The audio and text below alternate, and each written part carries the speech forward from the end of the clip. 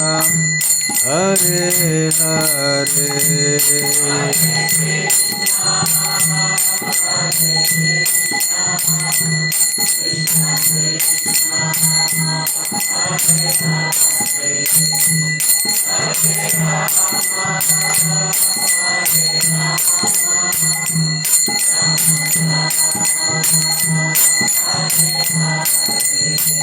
Hare Krishna Hare Krishna Krishna Krishna Hare Hare Hare Rama Hare Rama Rama Rama Hare Hare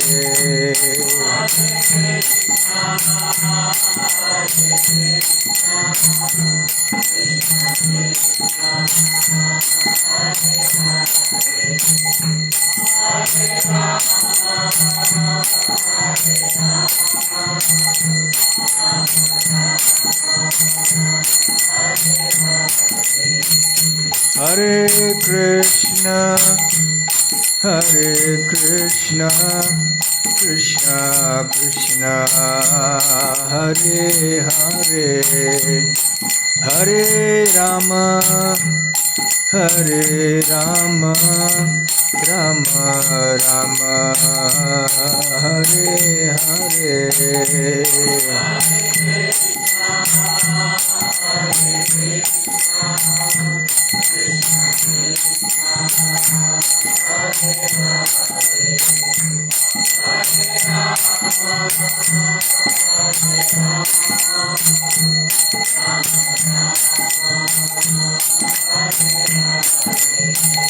Hare Krishna Hare Krishna Krishna Krishna Hare Hare Hare Rama Hare Rama Rama Rama Hare Hare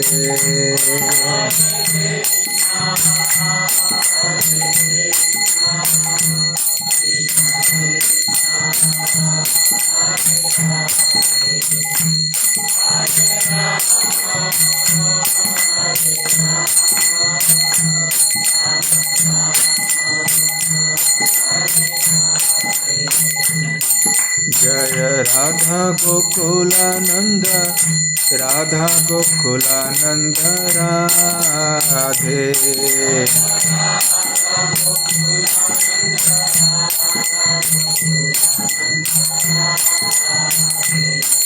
Jai Gauranitai Jaya Gauranitai Gauranitai Jaya Gauranitai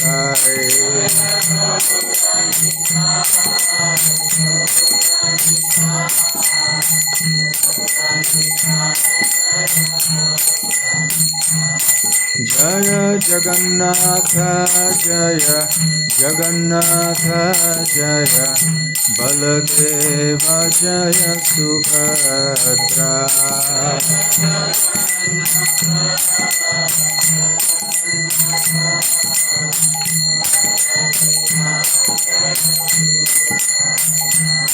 Jaya Jaya Prabhupada Prabhupada Prabhupada Jaya Jaya Prabhupada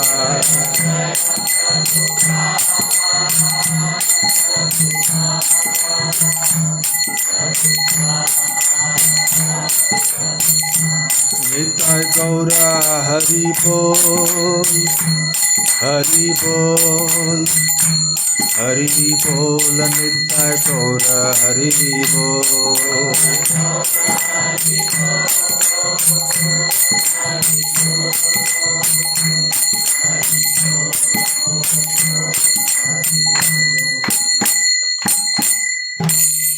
Jai Om Vishnupad Paramhansa Parivrajakaacharya Stotra Sat His Divine Grace Abhay Charana Ravinda Bhakti Vedanta Swami Srila Prabhupada Ki Jai Ananta Koti Vaishnava Vrinda Ki Jai Shri Shri Radha Gokulanand की जय। श्री श्री गौर निताय की जय।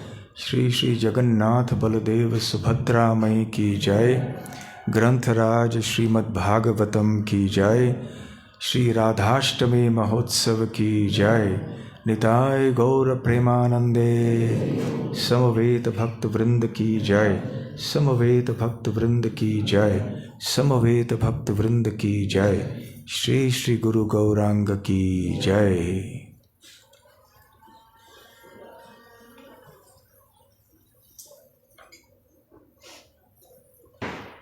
हरे कृष्णा। तो आप सबका हार्दिक स्वागत है श्री राधाष्टमी के पावन पर्व पर। तो प्रारंभ में एक भजन हम गाएंगे, रूप गोस्वामी द्वारा विरचित, जो कीर्तन के समय गाया गया था, परंतु भजन के रूप में गाना अच्छा है। राधे जय जय माधव दैते।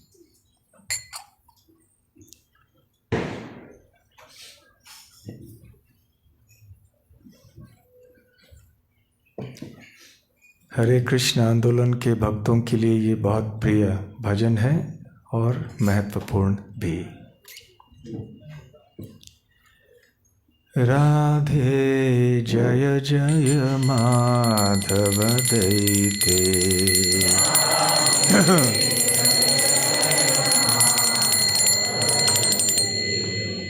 राधे जय जय माधव दैते।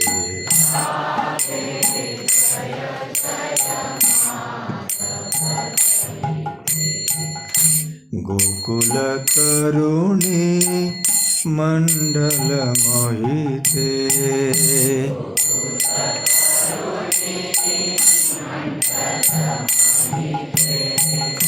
गोकुल करुणी मंडल मोहिते।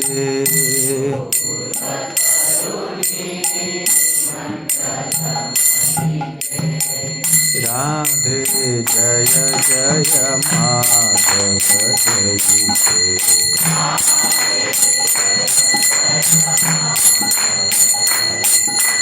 राधे जय जय माधव दैते।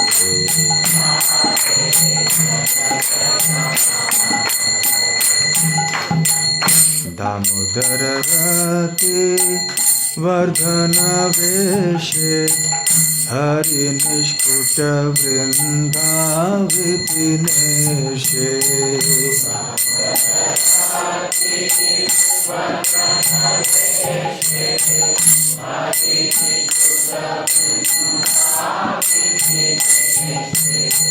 दामोदर रति वर्धन वेशे। हरि निष्कुट वृंदा विपिनेशे।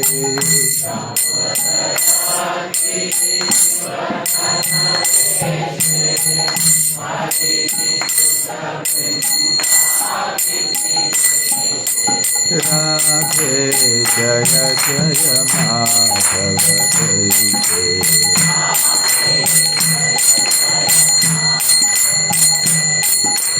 राधे जय जय माधव दैते।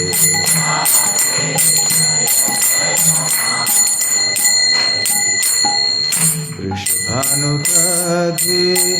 नव शशि लेखे। ललिता सखी गुण रमित विशाखे।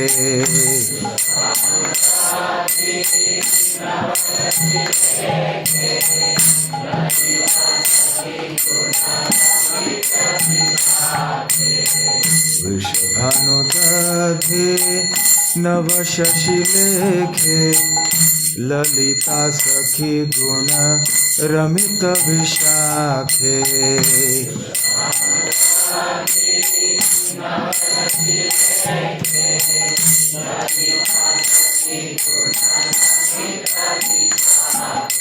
राधे जय जय माधव दैते।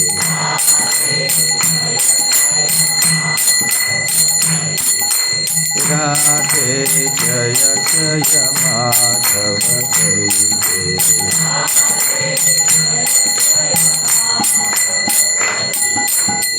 करुणां कुरु मयि करुणा भरिते सनक सनातन वर्णित चरिते।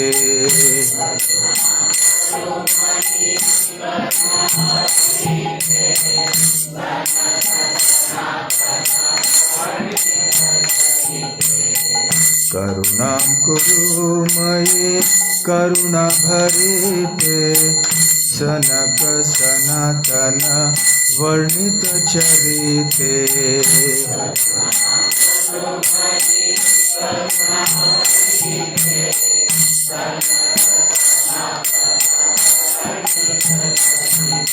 राधे जय जय माधव जय जय।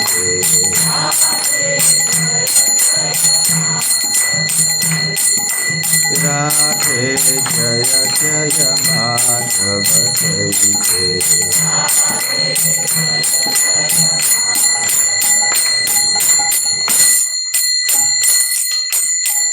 राधे जय जय माधव जय जय।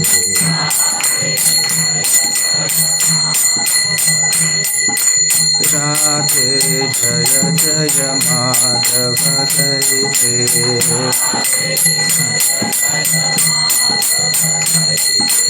राधे जय जय माधव जय जय।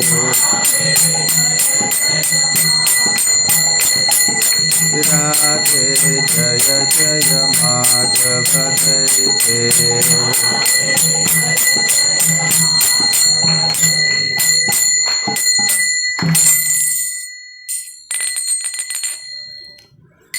तो और एक भजन गाएंगे। राधा कृपा कटाक्ष, श्री राधा कृपा कटाक्ष।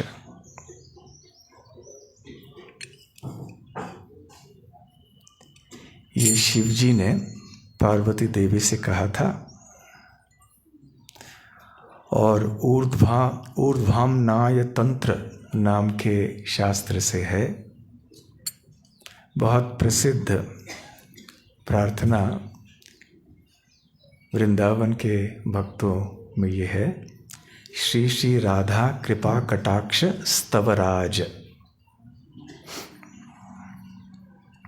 स्तवों में ये राज है, सबसे श्रेष्ठ। कृपा कटाक्ष अर्थात भगवान श्रीमती राधा रानी की कृपा दृष्टि।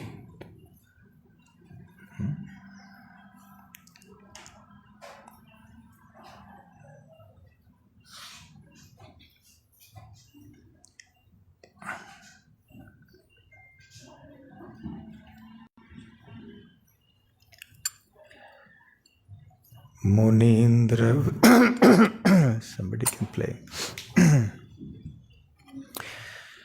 मुनीन्द्र वृंदवंदिते त्रिलोक शोकहारिणी प्रसन्न वक्त्र पंकजे निकुंज भूविलासिनी।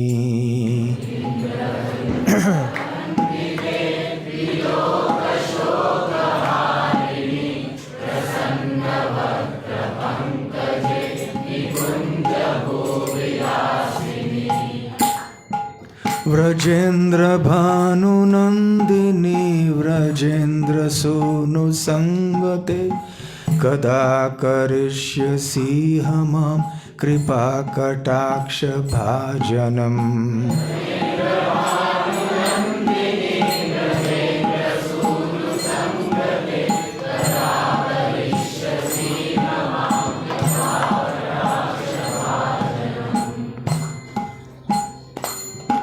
अशोक वृक्ष वल्लरी वितान मंडप स्थिते प्रबाल वाल पल्लव प्रभारुणांघ्रि कोमले।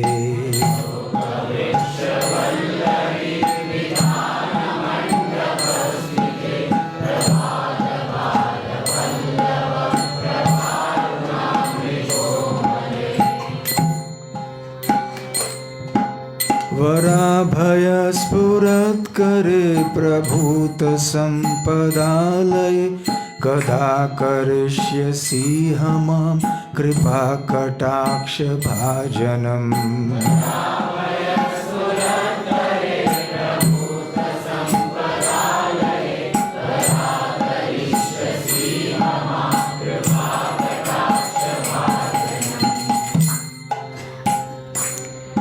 अनङ्गरङ्गमङ्गल प्रसङ्गभङ्गुरभ्रुवां सविभ्रमं ससम्भ्रमं दृगन्तबाणपातनैः।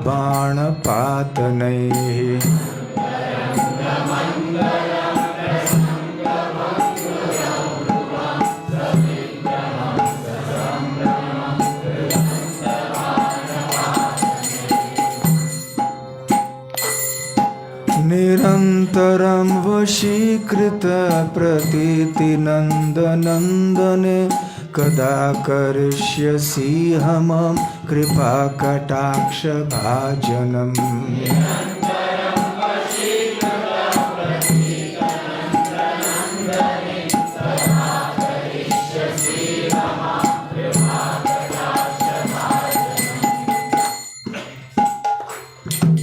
तरित्सुवर्णचम्पक प्रदीप्तगौरविग्रहे मुखप्रभापरास्तकोटिशारदेन्दुमण्डले।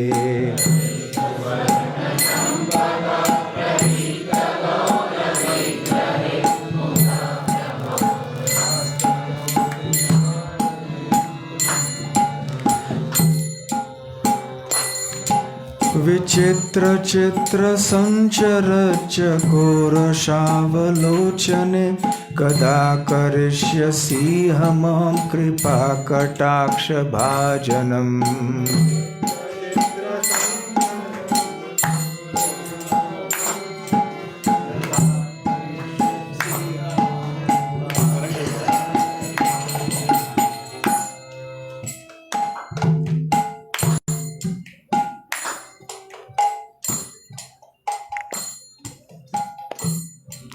हरे कृष्णा कृष्णा कृष्णा हरे हरे, हरे राम राम राम हरे हरे।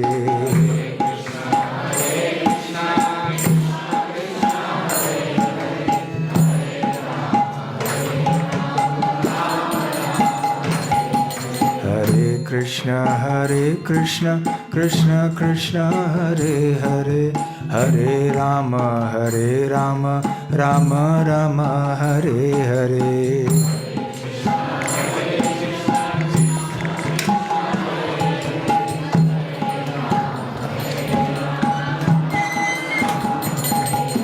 हरे कृष्णा कृष्णा कृष्णा हरे हरे, हरे राम राम राम हरे हरे।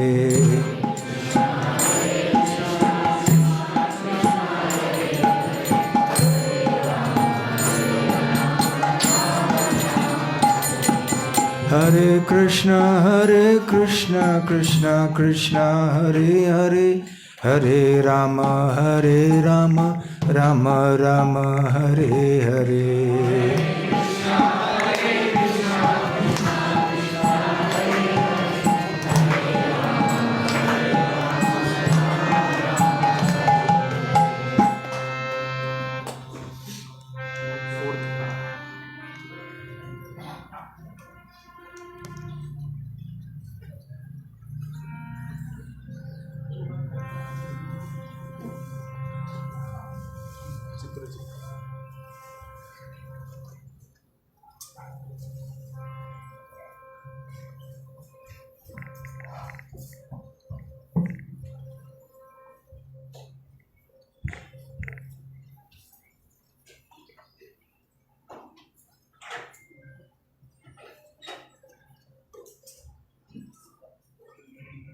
ऐसे आधे से नहीं शुरू कर सकते, ये शुरुआत से करना है, बीच में से ऐसे करना ठीक नहीं।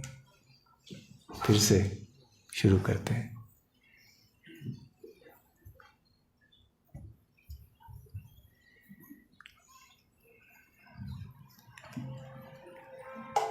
श्री राधा कृपा कटाक्ष स्तवराज।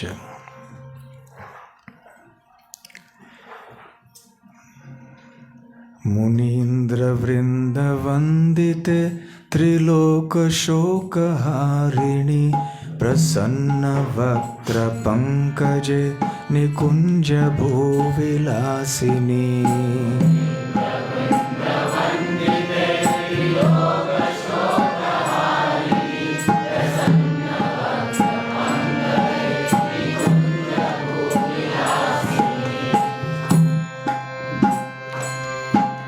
व्रजेन्द्र भानुनंदिनी व्रजेन्द्र सूनु संगते कदा करिष्यसि मां कृपा कटाक्ष भाजनम्।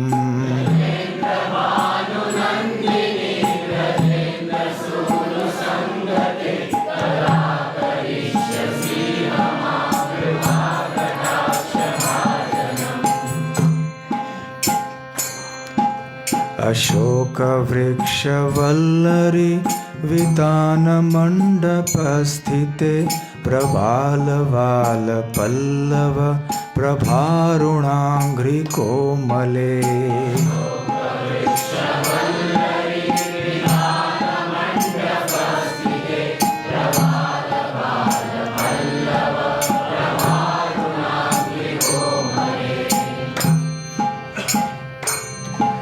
वराभय स्फुरत्करे प्रभूत संपदालये कदा करिष्यसि मां कृपा कटाक्ष भाजनम्।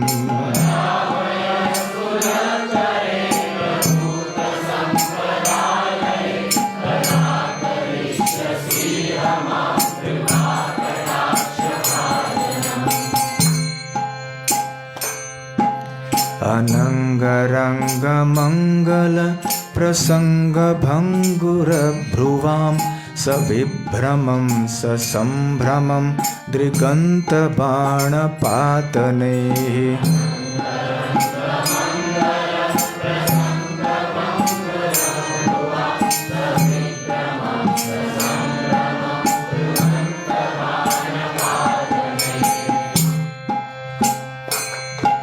निरन्तरं वशीकृत प्रतीतिनन्दनन्दने कदा करिष्यसि मां कृपा कटाक्ष भाजनम्।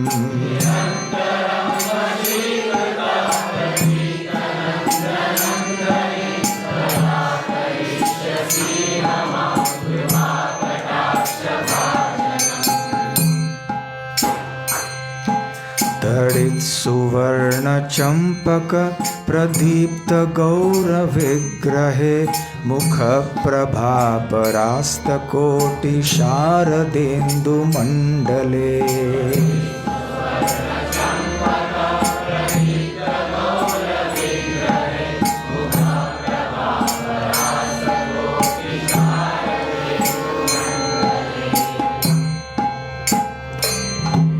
विचित्र चित्र संचर चकोर शावलोचने कदा करिष्यसि मां कृपा कटाक्ष भाजनम्।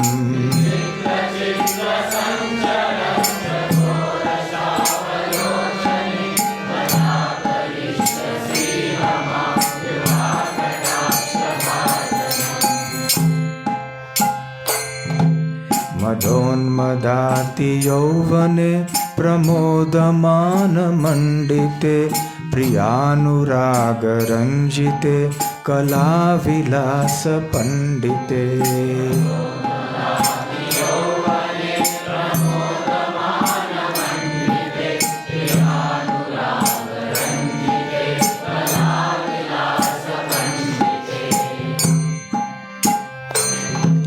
अनन्य धन्य कुंज राज्य काम केलि कोविदे कदा करिष्यसि मां कृपा कटाक्ष भाजनम्।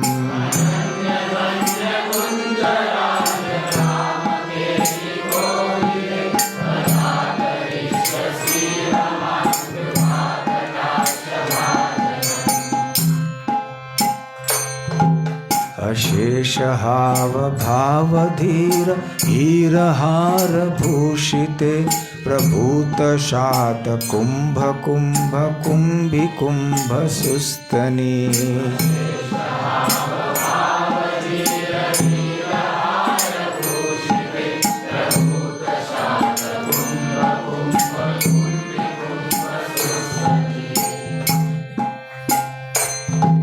प्रशस्त मंदहास्य चूर्ण पूर्ण सौख्य सागरे कदा करिष्यसि मां कृपा कटाक्ष भाजनम्।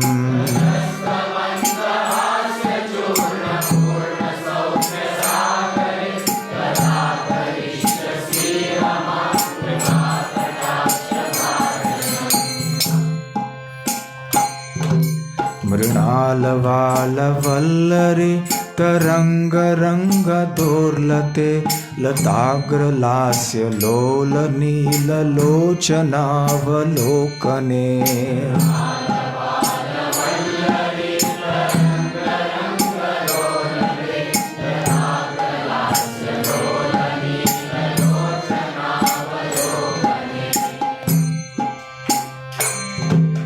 ललल्लुलन् मिलन् मनोज्ञ मुग्ध मोहनाश्रिते कदा करिष्यसि मां कृपा कटाक्ष भाजनम्।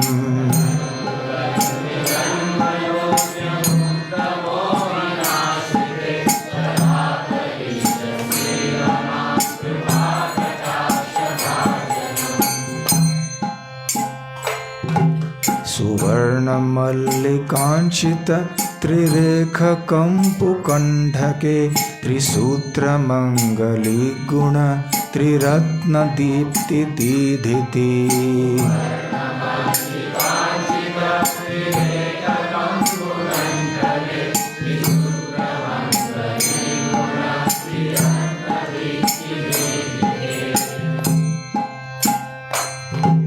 सलोल नील कुंतल प्रसून गुच्छ गुंफिते कदा करिष्यसि मां कृपा कटाक्ष भाजनम्।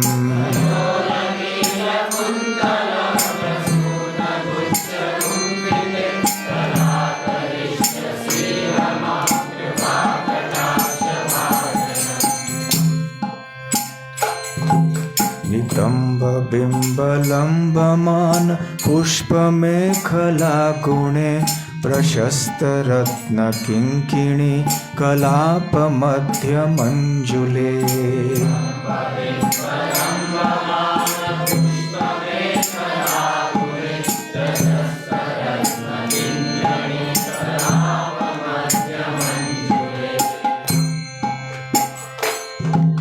करेन्द्र शुंड दंडिकावरोह सौभगोरुके कदा करिष्यसि मां कृपा कटाक्ष भाजनम्।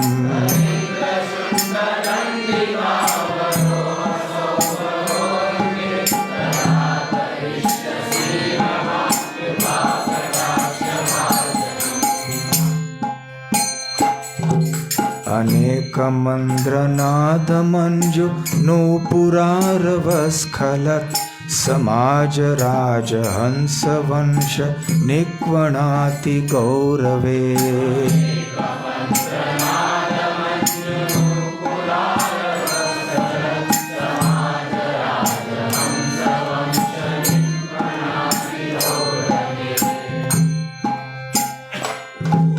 विलोल हेम वल्लरी विडम्बिचारु चंक्रमे कदा करिष्यसि मां कृपा कटाक्ष भाजनम्।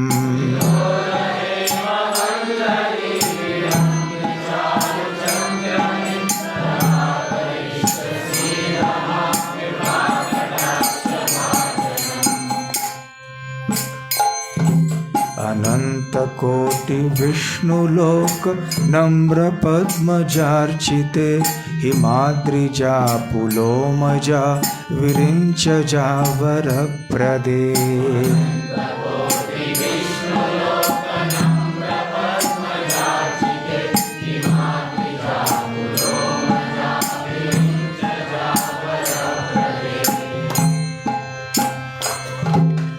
अपार सिद्धि रिद्धि दिग्ध शतपदांगुली नखे कदा करिष्यसि मां कृपा कटाक्ष भाजनम्।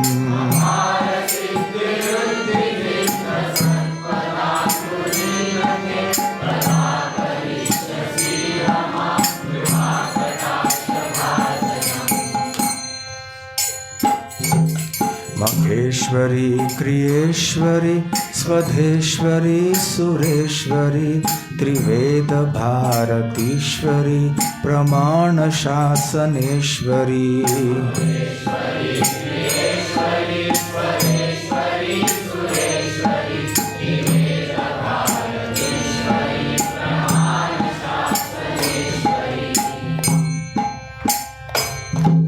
रमेश्वरी क्षमेश्वरी प्रमोदकाननेश्वरी व्रजेश्वरी व्रजाधिपे श्रीराधिके नमोस्तुते।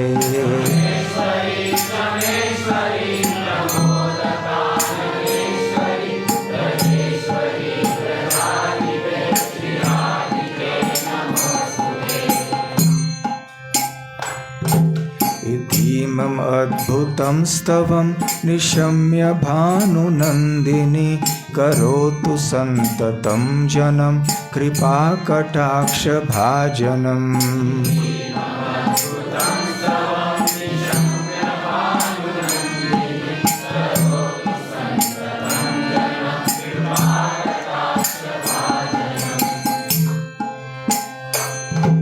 भवेत् तदैव संचित त्रिरूपकर्मनाशनं भवेत् तदा व्रजेन्द्रसूनु मण्डलप्रवेशनम्।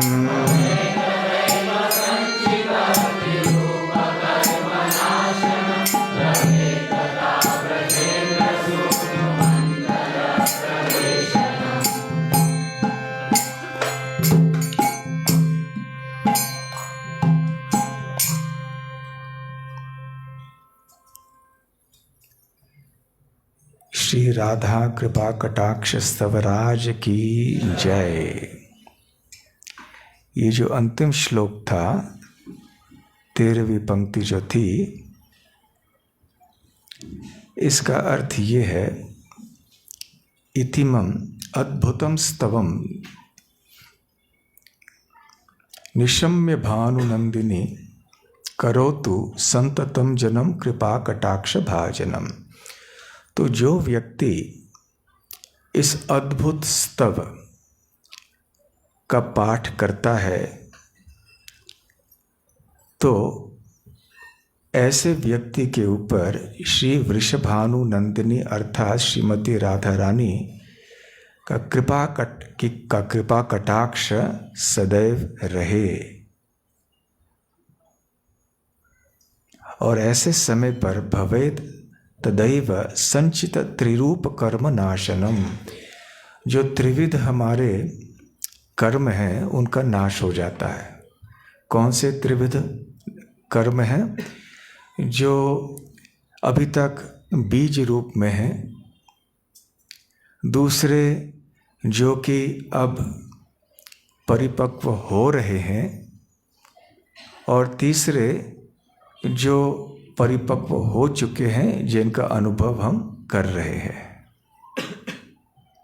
तो चाहे वो अप्रारब्ध कर्म हो या प्रारब्ध कर्म हो, बीज रूप में हो, कूट रूप में हो, किसी भी रूप में हो, इस अद्भुत स्तव का नियमित रूप से पठन करने से, हृदय से, ये सारे कर्मों का विनाश हो जाता है।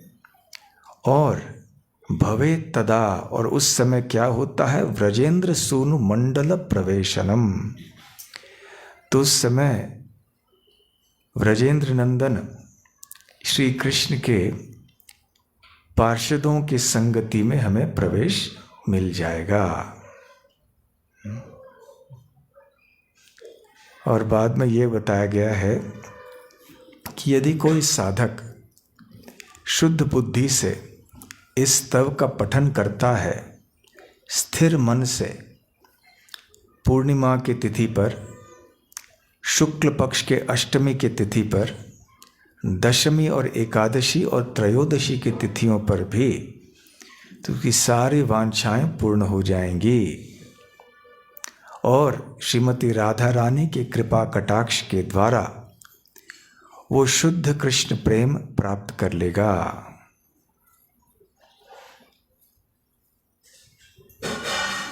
और जो व्यक्ति राधा कुंड में खड़े होकर अपने नाभि तक या अपने वक्षस्थल तक भी या अपने गर्दन तक भी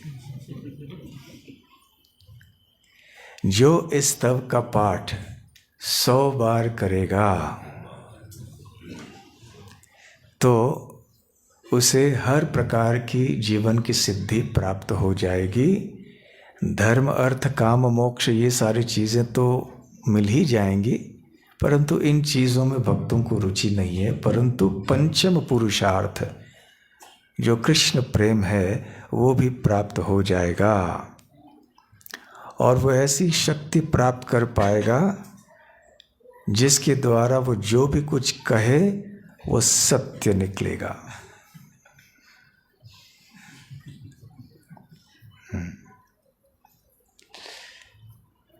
और फिर वो इतना ऐश्वर्यशाली हो जाएगा, शक्तिशाली हो जाएगा आध्यात्मिक दृष्टि से। और इसलिए वो श्रीमती राधा रानी को आमने सामने दर्शन कर पाएगा और इन आँखों से भी श्रीमती राधा रानी का दर्शन कर पाएगा। तो राधा कुंड में ऐसे प्रार्थना करने से, इस स्तुति का पाठ करने से श्रीमती राधा रानी इतनी प्रसन्न हो जाती हैं कि वो तुरंत उस भक्त के ऊपर बहुत बड़ा वरदान प्रदान करती हैं। और वो ये है कि वो उनके प्रिय श्री श्याम सुंदर का दर्शन प्रत्यक्ष साक्षात कर पाएंगे। और उसके बाद जो वृंदावन के स्वामी हैं श्री कृष्ण, वो ऐसे भक्त को उनके स्वधाम में उनके निजीय पार्षदों के संग प्रेममयी लीलाओं में प्रवेश प्रदान कर देते हैं।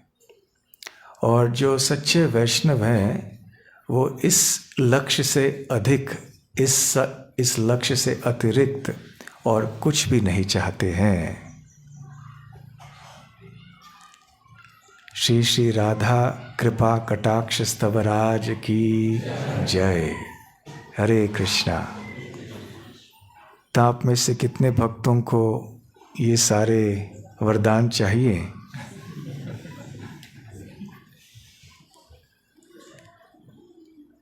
तो आप इसका पठन अवश्य कर सकते हैं। विशेष करके राधाष्टमी के दिन तो कम से कम हम करें। और जब वृंदावन में जाएंगे, वृंदावन परिक्रमा, गोवर्धन परिक्रमा करेंगे, राधा कुंड में आएंगे तो महामंत्र का जप कीर्तन तो करना ही है। यदि संभव हो तो इस स्तव का पठन भी आप कर सकते हैं।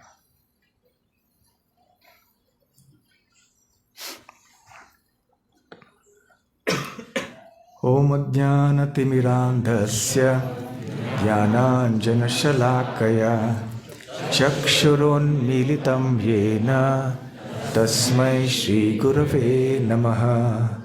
श्रीचैतन्यमनोभीष्टं स्थापितं येन भूतले स्वयं रूप कदा मह्यं ददाति स्वपदान्तिकं। वन्देऽहं श्रीगुरोः श्रीयुतपदकमलं श्रीगुरून् वैष्णवांश्च श्रीरूपं साग्रजातं सहगणरघुनाथान्वितं तं सजीवं साद्वैतं सावधूतं परिजनसहितं कृष्णचैतन्यदेवं श्रीराधाकृष्णपादां सहगणललिता श्रीविशाखान्वितांश्च। नमो ॐ विष्णुपादाय कृष्णप्रेष्ठाय भूतले श्रीमते भक्तिवेदान्त स्वामिनिति नामिने। नमस्ते सारस्वते देवे गौरवाणी प्रचारिणे निर्विशेष शून्यवादी पाश्चात्य देश तारिणे। मूकं करोति वाचालं पंगुं लंघायते गिरिं यत्कृपातमहं वन्दे श्रीगुरुं दीनतारिणं। वाञ्छाकल्पतरुभ्यश्च कृपा सिन्धुभ्य एव च पतितानां पावनेभ्यो वैष्णवेभ्यो नमो नमः। नमो महावदान्याय कृष्णप्रेमप्रदायते कृष्णाय कृष्णचैतन्य नामने गौरत्विषे नमः। पञ्चतत्त्वात्मकं कृष्णं भक्तरूपस्वरूपकं भक्तावतारं भक्ताख्यं नमामि भक्तशक्तिकम्। आराध्यो भगवान् व्रजेशतनयस्तद्धाम वृन्दावनम्। रम्या काचिदुपासना व्रजवधू वर्गेण या कल्पिता। श्रीमद्भागवतं प्रमाणममलं प्रेमापुमर्थो महान्। श्रीचैतन्यमहाप्रभोर्मतमिदं तत्रादरः न परः। हे कृष्ण करुणा सिन्धो दीनबन्धो जगत्पते गोपेश गोपिका कान्त राधाकान्त नमोस्तुते। तप्त कांचन गौरांगी राधे वृंदावनेश्वरी वृषभानुसुते देवी प्रणमामि हरिप्रिये। जय श्री कृष्ण चैतन्य प्रभु नित्यानंद श्री अद्वैत गदाधर शिवासादि गौर। हरे कृष्णा कृष्णा कृष्णा हरे हरे हरे राम राम राम हरे हरे।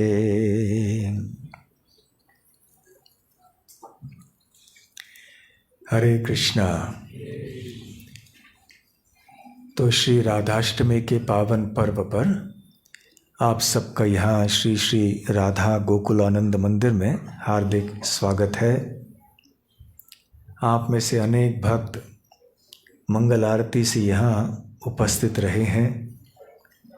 आप में से कई भक्त थोड़ी देर से भी आए, परंतु यहाँ पर उपस्थित हैं इस समय। अनेक भक्त पहले आए थे लेकिन अभी 4 घंटे रह के अभी थक गए, इसलिए चले गए और वापस अभिषेक के लिए आशा करते हैं कि लौट के आ जाएंगे। पहली बार हम कथा इस समय कर रहे हैं। वैसे साधारणतः शाम को या दोपहर को होती है कथा। आज प्रयास करके देख रहे हैं, परंतु भक्तों की संख्या बिल्कुल कम हो गई है। शायद सभी लोग बहुत थक गए और अभिषेक के लिए शायद आ जाएंगे। तो आज हम चर्चा करेंगे श्रीमती राधा रानी के बारे में। तो चैतन्य चरितामृत के आदि लीला के 4थे अध्याय से हम इस श्लोक का पठन करेंगे।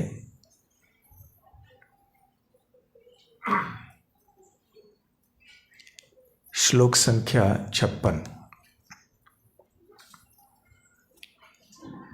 राधा कृष्ण एक आत्मा दुई देह धरी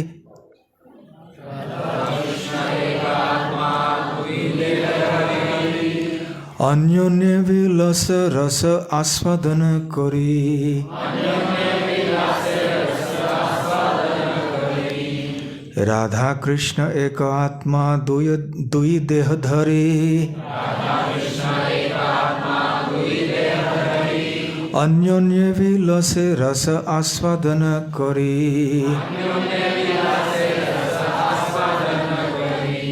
राधा कृष्ण एक आत्मा दुई देह धरी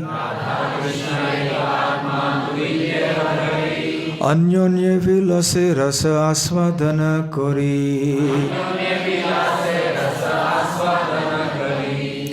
तीन प्रभु जी, तीन माता जी। राधा कृष्ण एक आत्मा दुई देह धरी। अनन्य विलासे रस आस्वादन करी। अन्योन्य विलासे रस आस्वादन करी। राधा कृष्ण एक आत्मा दुई देह धरी।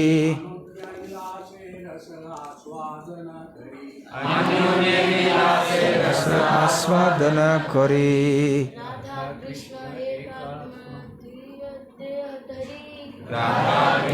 एक आत्मा दुई देह धरी।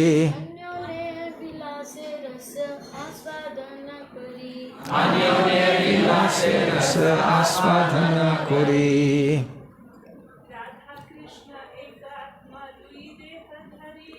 राधा कृष्ण एक आत्मा दुई देह धरी। अन्योन्य विलासे रस आस्वादन करी। राधा कृष्ण एक आत्मा दुई देह धरी। अन्योन्य विलासे रस आस्वादन करी। राधा कृष्ण एक आत्मा दुई देह धरी। अन्योन्य विलास रस आस्वादन करी। अनुवाद और तात्पर्य श्रीला प्रभुपाद द्वारा। अनुवाद। राधा तथा कृष्ण एक ही हैं, किंतु उन्होंने दो देह धारण कर रखा है। इस प्रकार वे प्रेम रस का आस्वादन करते हुए एक दूसरे से भोग विलास करते हैं। तात्पर्य। भौतिकतावादियों के लिए राधा तथा कृष्ण दोनों ही गुत्थी बने हुए हैं। श्रील स्वरूप दामोदर की डायरी से उद्धृत उपर्युक्त विवरण संक्षिप्त विवेचना है, किंतु इन दोनों महापुरुषों के रहस्य को समझने के लिए काफी आध्यात्मिक अंतर्दृष्टि चाहिए। एक दोनों को भोग रहा है। वेदांत दर्शन के अनुसार शक्ति तथा शक्तिमान में कोई अंतर नहीं है, दोनों एक हैं। इन दोनों में अंतर नहीं किया जा सकता, जिस प्रकार कि अग्नि और उसकी ऊष्मा में। ब्रह्म की हर वस्तु अचिंत्य है, अतएव सापेक्ष संज्ञान में शक्तिमान तथा शक्ति के एकत्व की सच्चाई को गले से नीचे उतार पाना कठिन है। श्री चैतन्य द्वारा प्रतिपादित अचिंत्य भेदाभेद तत्व ही एकमात्र साधन है, जिससे अध्यात्म की ऐसी गुत्थियाँ समझी जा सकती हैं। निस्संदेह राधा रानी श्री कृष्ण की अंतरंगा शक्ति हैं और वे निरंतर श्री कृष्ण के आनंद को बढ़ाती रहती हैं। निर्विशेषवादी इसे तब तक नहीं समझ सकते जब तक वे किसी महाभागवत की मदद न लें। राधा नाम ही बतलाता है कि वह श्री कृष्ण के विलास की सर्वोच्च स्वामिनी है। इस तरह वे श्री कृष्ण तक जीव की सेवा पहुंचाने की माध्यम है। इसीलिए वृंदावन के भक्त श्रीमती राधा रानी की कृपा चाहते हैं, जिससे वे श्री कृष्ण के प्रिय सेवक माने जा सकें। श्री चैतन्य महाप्रभु लौह युग के पतितात्माओं को भगवान के दिव्य संबंध के नियम बतलाने के लिए उनके पास चल कर जाते हैं। श्री चैतन्य के कार्यकलाप उनकी अंतरंगा शक्ति के लादिनी अंश की भूमिका अदा करने वाले हैं। भगवान कृष्ण सर्वशक्तिमान सच्चिदानंद विग्रह हैं। उनकी अंतरंगा शक्ति सर्वप्रथम सत के रूप में प्रकट होती है, अर्थात जगत का विस्तार करती है। यही शक्ति पूर्ण ज्ञान प्रदर्शित करने पर चित्त या संवित होती है, जो भगवान के दिव्य रूपों को विस्तार देती है। अंत में वही शक्ति आनंद प्रदान करने के कारण लादिनी कहलाती है। इस प्रकार भगवान अपनी अंतरंगा शक्ति को 3 विभागों में प्रदर्शित करते हैं।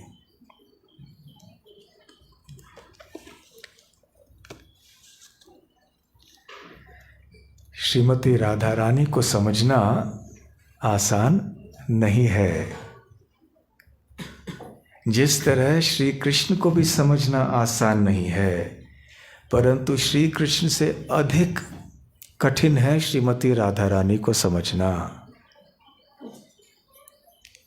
इसलिए हमें महाभागवतों की आवश्यकता है इन तत्वों को समझने के लिए। और इसी कारण से श्री चैतन्य महाप्रभु प्रकट हुए। वो चाहते थे उन्नत उज्ज्वल रसाम स्वभक्ति श्रियम हरि पुरट सुंदर द्युति कदम्ब संदीपितः। तो वो चाहते थे कि ये उन्नत उज्ज्वल रस का उदय सारे जीवात्माओं के, विशेष करके कलयुग के जीवात्माओं के हृदय में उदित हो जाएं।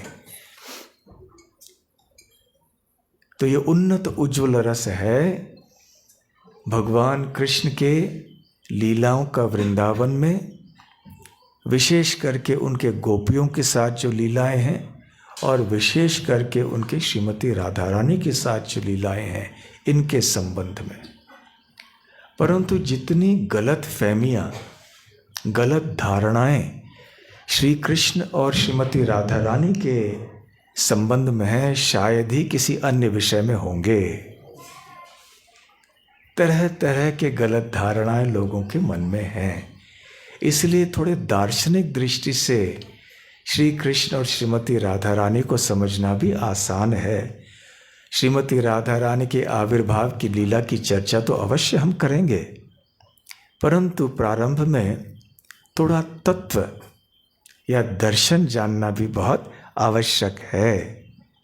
और इस श्लोक में श्रील कृष्णदास कविराज गोस्वामी कहते हैं, राधा कृष्ण एक आत्मा, स्वरूप में राधा रानी और कृष्ण एक हैं, भिन्न नहीं हैं।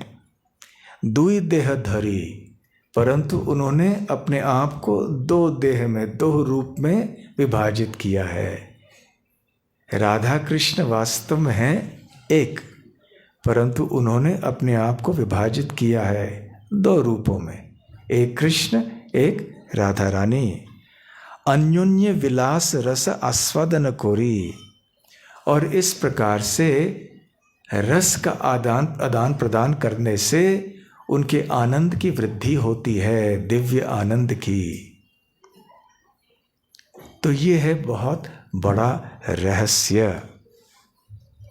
तो राधा और कृष्ण एक किस दृष्टि से हैं, और इस बात की पुष्टि या खुलासा यहाँ श्रील प्रभुपाद जी ने अपने तात्पर्य में किया है, जिसको कि हमने अभी अभी पढ़ा। प्रभुपाद जी 2 महत्वपूर्ण शब्दों का उपयोग करते हैं, शक्तिमान और शक्ति। तो श्री कृष्ण शक्तिमान हैं और श्रीमती राधा रानी शक्ति हैं। तो शक्तिमान से शक्ति उत्पन्न होती है। किसी व्यक्ति में यदि शक्ति नहीं है तो किस तरह के शक्तिमान हैं वो? शक्तिमान होना है तो उनके पास शक्तियां होनी चाहिए, तरह तरह की शक्तियां होनी चाहिए। हम में से सब शक्तिमान हैं, परंतु बहुत अल्प दृष्टि से, अल्प मात्रा में।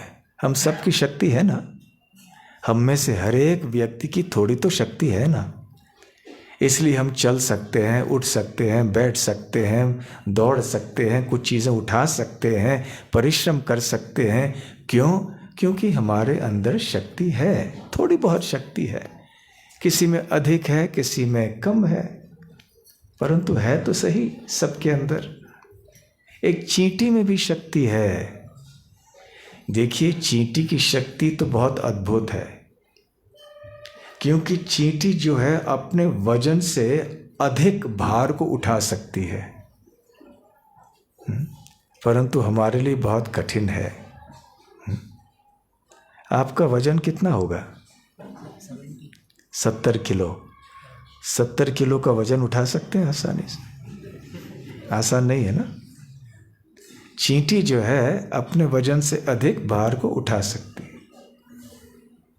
तो चींटी के अंदर भी शक्ति है, परंतु ये शक्तियों के स्रोत, उद्गम कौन है? भगवान श्री कृष्ण। वो आदि शक्ति हैं, आदि शक्ति के भंडार हैं। दूसरे शब्दों में उनसे सारी शक्तियां उत्पन्न होती हैं, उनकी शक्ति है वो। तो वो शक्तिमान है किस प्रकार के? पूर्ण शक्तिमान। हम बहुत ही अपूर्ण शक्तिमान हैं। हमारी शक्ति तो अब है, थोड़े घायल हो गए, थोड़े बीमार हो गए तो शक्ति क्षीण हो जाती, खत्म। बुढ़ापा आ जाता है, शक्ति खत्म। परंतु भगवान श्री कृष्ण की शक्ति में कभी हानि नहीं होती, उनकी शक्ति कभी क्षीण नहीं होती है।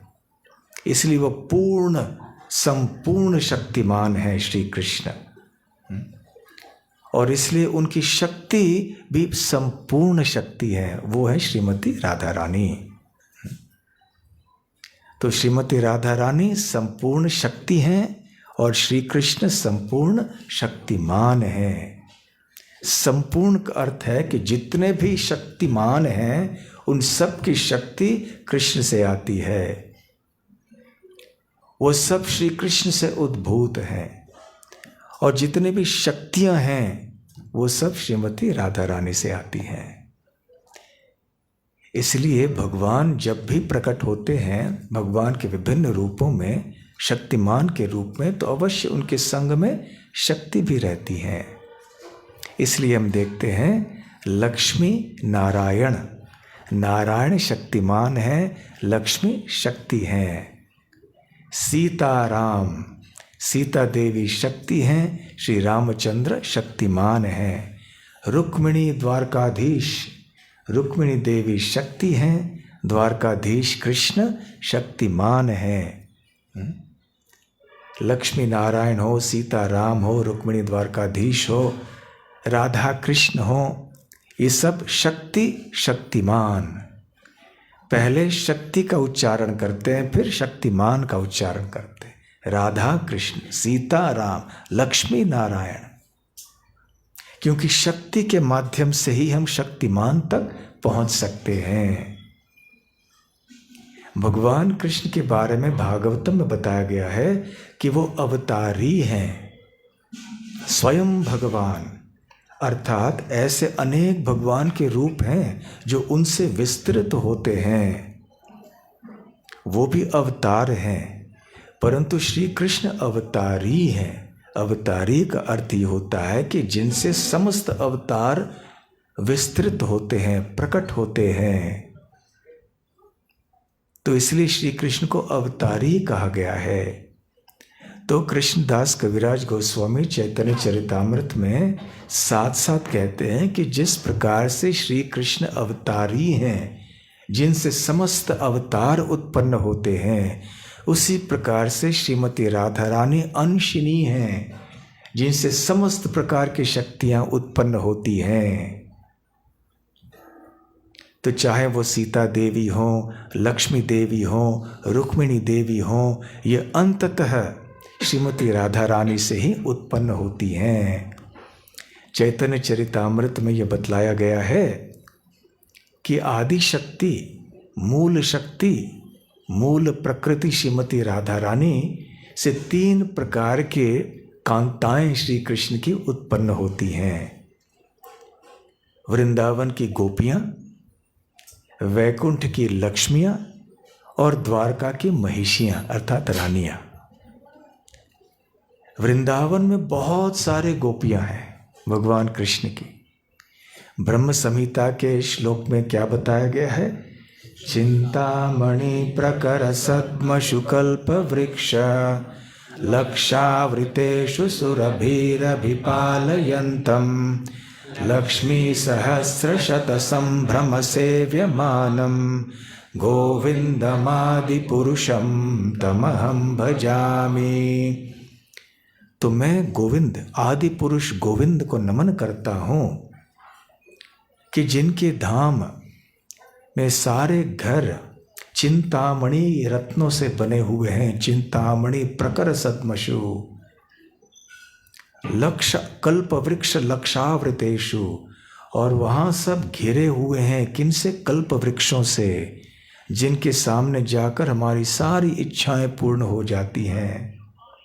सुरभिरभिपालयन्तम, और वहाँ पर भगवान श्री कृष्ण गोविंद आदि पुरुष वो सुरभि गायों का पालन करते हैं, और साथ साथ लक्ष्मी सहस्र शत संभ्रम सेव्यमानम।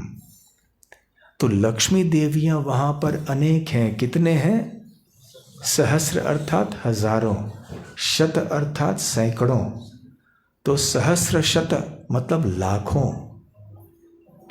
तो वहां पर लाखों लक्ष्मियां हैं। कहां पर? गोलोक वृंदावन की बात हो रही है। वहां गोलोक वृंदावन में श्री कृष्ण के साथ लाखों गोपियां हैं, और वो क्या कर रही हैं? संभ्रम सेव्यमानम।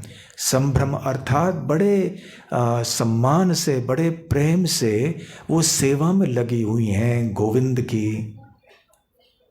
तो जो लक्ष्मियां श्री कृष्ण की सेवा गोलोक वृंदावन में करती हैं वो गोपियां हैं, व्रजवधू हैं वो।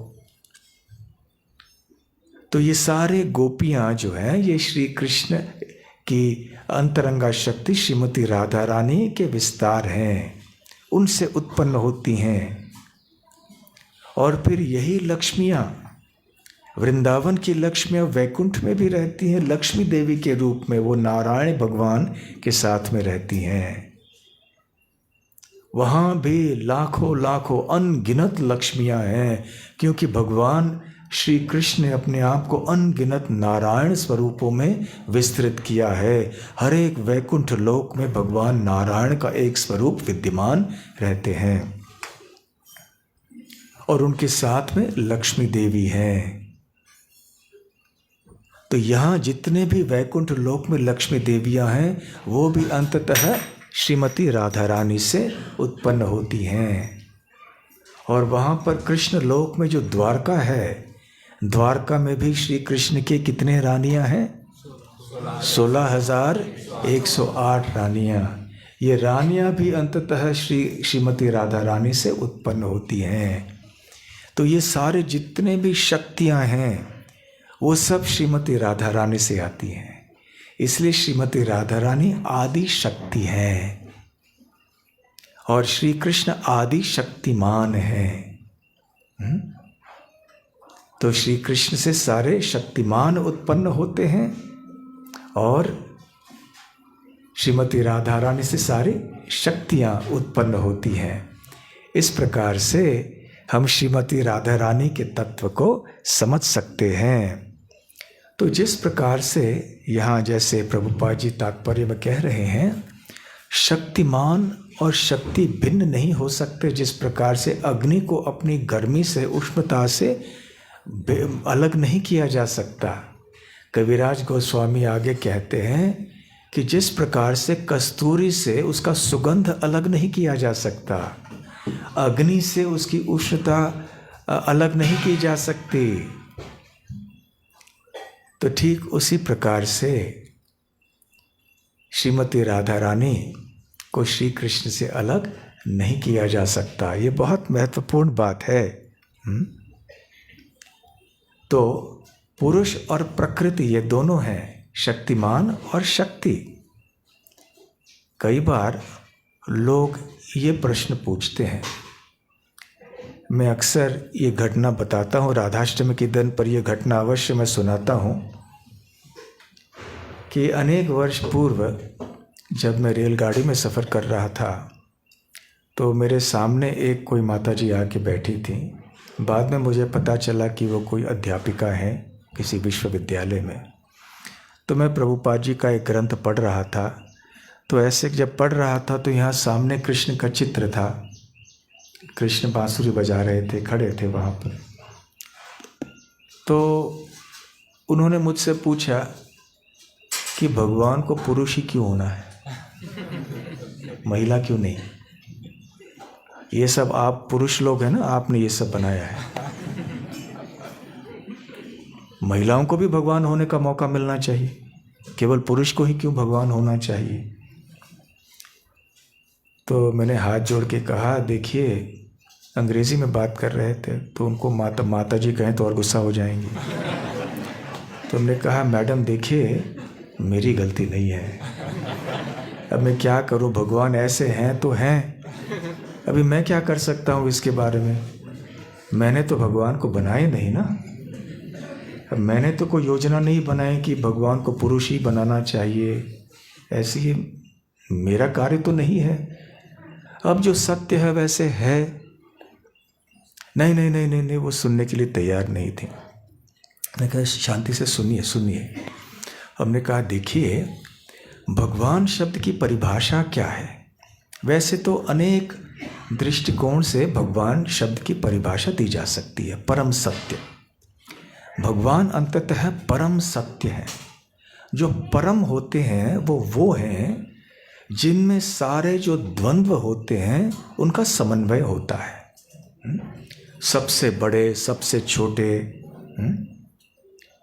तो सबसे कोमल, सबसे कठोर, जितने भी द्वंद्व आप देखते हैं सृष्टि में, और जिन द्वंद्वों को आप देख भी नहीं पाते, उन सारे द्वंद्वों का समन्वय भगवान में होता है। तो यदि हम कहें कि भगवान केवल बड़े हैं, इतने बड़े हैं भगवान महाविष्णु की तरह, जब वो कारण सागर में शयन कर रहे होते हैं तो उनके रोम छिद्रों से सारे ब्रह्मांड उत्पन्न होते हैं, इतने बड़े हैं वो। हमारे लिए तो ब्रह्मांड इतना बड़ा है कि इसको नाप तोलना बहुत मुश्किल है हमारे लिए। वैज्ञानिक तो बहुत अपना मन लगा रहे हैं, बुद्धि लगा रहे हैं, फिर भी ठीक से निश्चित रूप से तय नहीं कर पा रहे हैं, निर्धारण नहीं कर पा रहे हैं कि इसकी लंबाई चौड़ाई कितनी होगी। ये तो एक ब्रह्मांड की बात है, और ये महाविष्णु के एक रोम छिद्र से निकलता है। तो महाविष्णु स्वयं कितने बड़े होंगे, इसकी कल्पना कीजिए। नहीं, मत कीजिए, क्योंकि नहीं कर पाएंगे। एक ब्रह्मांड कितना बड़ा है ये भी हम नहीं समझ पा रहे हैं, तो फिर महाविष्णु कितने बड़े हैं, ये हमारे बुद्धि से परे है। इसलिए भगवान अचिंत्य हैं, ये सबसे पहली बात है। और इसका उल्लेख भी प्रभुपाद जी तात्पर्य में यहाँ कर रहे हैं कि भगवान अचिंत्य हैं, हमारे चिंतन शक्ति के परे हैं। तो हम कहेंगे, हाँ भगवान इतने बड़े हैं, इतने बड़े हैं, तो छोटे तो नहीं हो सकते भगवान। परंतु यदि वो परम हैं, वो परम सत्य हैं, तो सबसे बड़े होते होते भी सबसे छोटे भी होने चाहिए, नहीं तो वो पूर्ण कैसे होंगे? संपूर्ण होना है तो सारे द्वंद्व उनमें सम्मिलित होने चाहिए, उनमें उनका समन्वय होना चाहिए। तो भगवान सबसे बड़े होते हुए भी सबसे छोटे भी हैं। किस प्रकार से? परमात्मा के रूप में। कहाँ पर विराजमान है परमात्मा के रूप में? सबके हृदय में। सर्वस्य चाहम हृदि सन्निविष्टो मत्तः स्मृति ज्ञानम अपोहनम च। हर एक प्राणी के हृदय में विराजमान है। अंगुष्ठ मात्रम, अंगुष्ठ मात्रम अर्थात हमारे अंगूठे के माप में। तो आप कहेंगे कि चींटी के अंदर इतना परमात्मा, इतने बड़े, चींटी इतनी छोटी? नहीं, चींटी के अंगूठे के नाप में उनके हृदय, चींटी के हृदय में है। और कुंभकर्ण या रावण जी का शरीर बहुत बड़ा था, तो उनके हृदय में परमात्मा उतने बड़े हैं, उनके अंगूठे के हिसाब से, माप से है। जैसे हम जब भोजन लेते हैं ना तो हलेक की मात्रा अलग होती है, जो ज़्यादा हम तो तुलना नहीं कर सकते भीमसेन से हमारी, नहीं। जिसका जैसा शरीर है, जो जैसे सेवा करता है, जिसकी क्षमता कितनी है, जिसकी जठरग्नि कितनी प्रबल है, उस हिसाब से व्यक्ति अलग अलग मात्रा में भोजन ग्रहण करेंगे। तो उसी प्रकार से परमात्मा हर एक प्राणी के हृदय में विराजमान रहते हैं अवश्य, परंतु अंडांतरस्थ परमाणु चयांतरस्थम, वो हर एक अणु में भी भगवान विराजमान है। ये तो अंगूठे की नाप की बात कर रहे हैं, लेकिन अणु कितना छोटा होता है हम सोच भी नहीं सकते हैं, और हर एक अणु के अंदर भगवान विराजमान हैं। तो महाविष्णु जितने विशाल शरीर से लेकर अणु के भीतर रहने वाले भगवान, सबसे बड़े, सबसे छोटे, सबसे भारी, सबसे हल्के, ये है भगवान। तो सारे द्वंद्व उनमें हैं। तो यहाँ पर यदि हम कहें कि भगवान पुरुष मात्र हैं, तो ये बात अपूर्ण होगी। केवल पुरुष हैं तो स्त्री क्यों नहीं है? यदि स्त्री नहीं है तो भगवान अपूर्ण है, परम सत्य अपूर्ण है। तो स्त्री तत्व भी होना चाहिए परम सत्य में, पुरुष तत्व भी होना चाहिए। स्त्री तत्व को प्रकृति कहते हैं और पुरुष तत्व को पुरुष ही कहते हैं। तो पुरुष और प्रकृति, तो भगवान है आदि पुरुष। पुरुष बहुत सारे हैं, लेकिन ये जितने भी अन्य पुरुष हैं ना, नकली हैं सब पुरुष। वास्तव में पुरुष केवल भगवान हैं, क्योंकि जितने भी जीव हैं वो दार्शनिक दृष्टि से देखा जाए तो प्रकृति हैं, क्योंकि वो भी भगवान की शक्ति हैं। हम सारे जितने भी जीवात्माएं हैं, हम भगवान की शक्ति हैं। अपरेयामितस्त्वन्याम प्रकृतिम विद्धि में पराम जीव भूता महाबाहो यही दम धार्यते जगत। तो ये जीव शक्ति ब्रह्मांड को धारण कर रही है परमात्मा शक्ति के साथ। तो जीव शक्ति ये भी प्रकृति है, स्त्रीलिंग है। तो हमें कभी कभी भौतिक जगत में ये भौतिक देह प्राप्त होता है, कभी पुरुष कभी स्त्री का, लेकिन है सब जीव। जीव के स्तर पर सब समान है, न स्त्री न पुरुष, सब प्रकृति है। परंतु भौतिक देह प्राप्त करके मिथ्या अहंकार की भावना जब हो जाती है तो व्यक्ति का लगाव अपने शरीर से हो जाता है। तो व्यक्ति सोचता है मुझे पुरुष का देह मिला है, मैं पुरुष हूँ, मुझे स्त्री का देह मिला है, मैं स्त्री हूँ। तो पुरुष सोचता है पुरुषों को श्रेष्ठ होना चाहिए, स्त्री सोचती है महिलाओं को श्रेष्ठ होना चाहिए। परंतु ये सब देहात्म बुद्धि है, ये सब भौतिक स्तर पे है। ये भौतिक शरीरों का क्या मूल्य है? आज हम एक पुरुष के शरीर में हैं, हो सकता है कि पिछले जन्म में हम कोई स्त्री के शरीर में थे। हो सकता है आज जो स्त्री के देह में है, आने वाले जन्म में पुरुष के देह को प्राप्त कर लें। तो ये पुरुष स्त्री का ये जो चल रहा है, कभी ये देह प्राप्त करते हैं, कभी दूसरे प्रकार का देह प्राप्त करते हैं। वास्तव में हम सब प्रकृति हैं, जीवात्मा हैं। वास्तविक पुरुष से केवल कृष्ण हैं। और भगवान के जितने भी विस्तार हैं, जैसे नारायण भगवान, नरसिंह देव, वामन देव, मत्स्य, ये भी सब पुरुष हैं। पुरुष अर्थात भोक्ता, जिनको भोग करने का अधिकार मात्र है। तो ये सब भी पुरुष हैं। परंतु क्योंकि ये श्री कृष्ण से उत्पन्न होते हैं, इसलिए वृंदावन के कृष्ण को आदि पुरुष कहा गया है। हम सब प्रकृति हैं, जीवात्माएं हों या और भी अन्य शक्तियां हों जो भगवान के अवतारों के साथ में रहती हैं, तो वो सब प्रकृति हैं। और श्रीमती राधा रानी आदि प्रकृति या मूल प्रकृति हैं। इसलिए भगवान जो परम सत्य हैं, परम सत्य होने का अर्थ है कि पुरुष और प्रकृति दोनों होने चाहिए। यदि समझ लीजिए हम कहें कि सूर्य है परंतु सूर्य की किरणें नहीं है, तो किस प्रकार का सूर्य है? राजा है परंतु राज्य नहीं है, प्रजा नहीं है, तो भाई किस प्रकार का राजा है? अग्नि है परंतु उष्णता नहीं है, प्रकाश नहीं है, तो किस प्रकार की अग्नि है? तो ठीक उसी प्रकार से यदि परम सत्य भगवान केवल पुरुष हैं और प्रकृति उनके साथ नहीं है, तो किस प्रकार के परम सत्य है? ये अपूर्ण हो गए ना।